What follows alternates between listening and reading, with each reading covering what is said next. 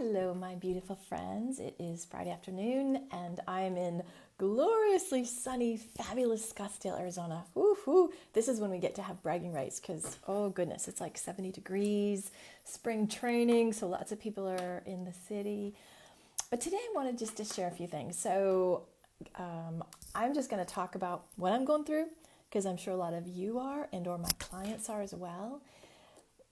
The title of this is like, what do you do when you don't know what you want to do? Or sassily called, what the fuck am I talking about these days, right?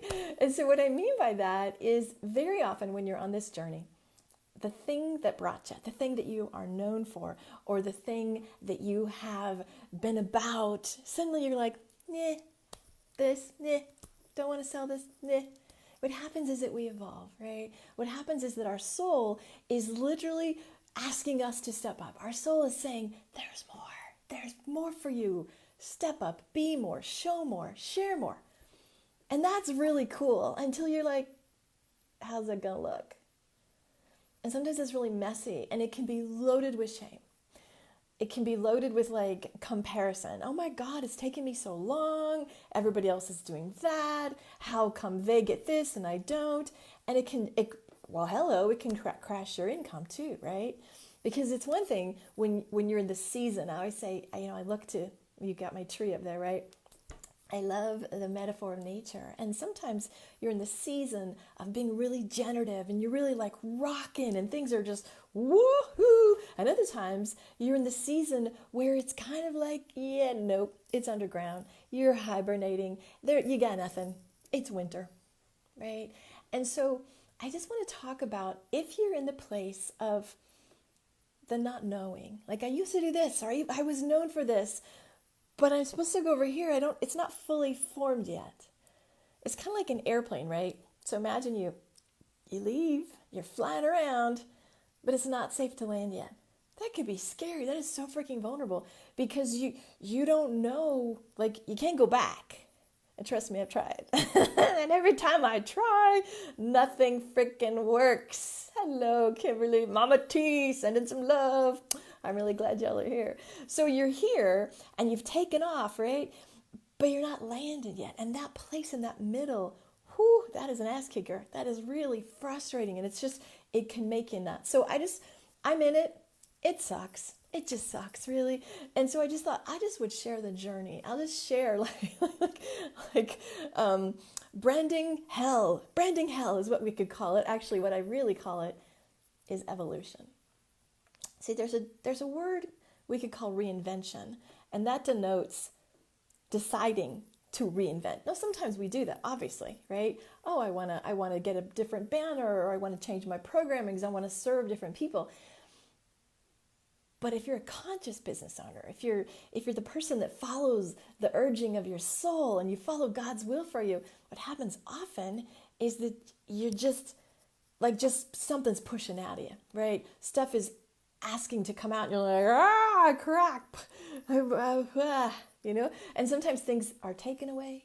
Sometimes things no longer work. Sometimes we go gently. Sometimes we fight the heck out of it.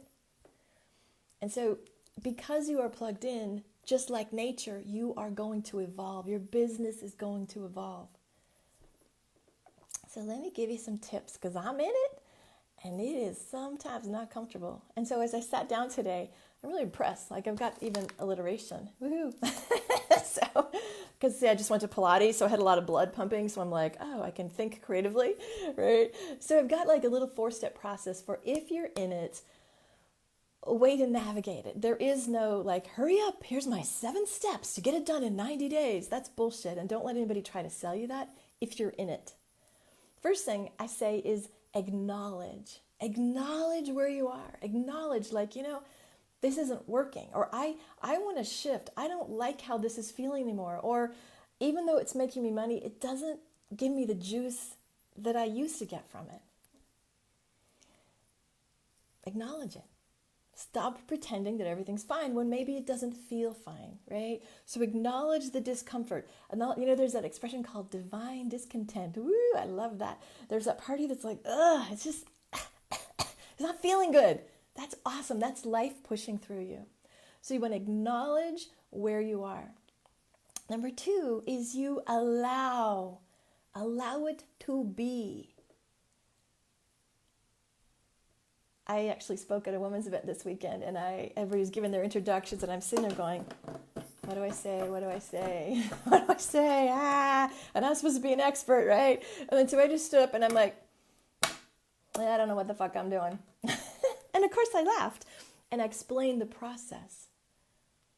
I just must allow, just as you must allow it to be. And what I tell my clients, this is the best metaphor.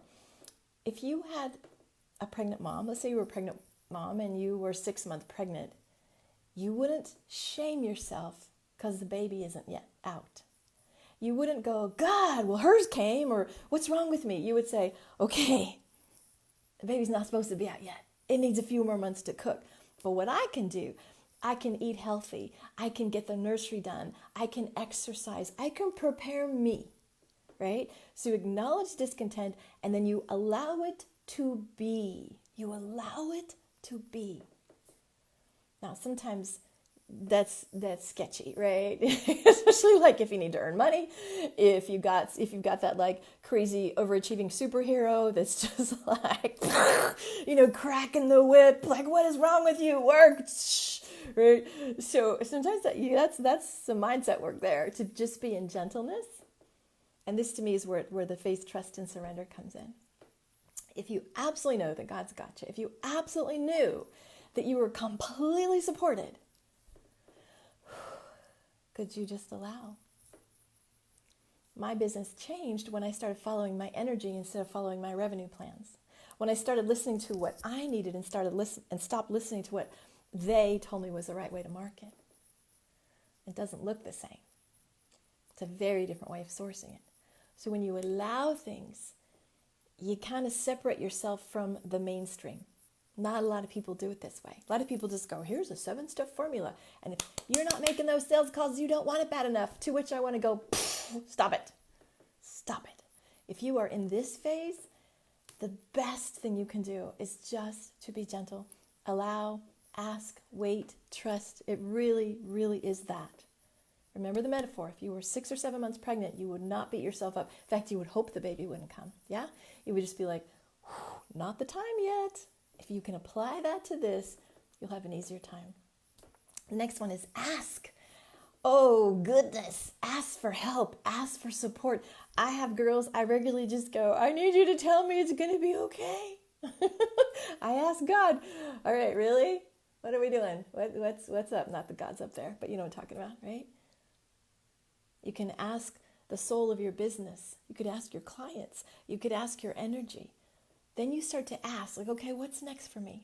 What do I do? For me, where is it? I'll show you one. This is mine. Like, I recently got an intuition to do a retreat called, are you ready? You Unleashed.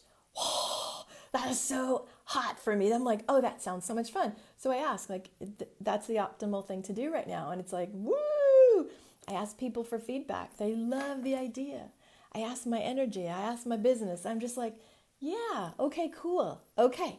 So sometimes you ask for what's next.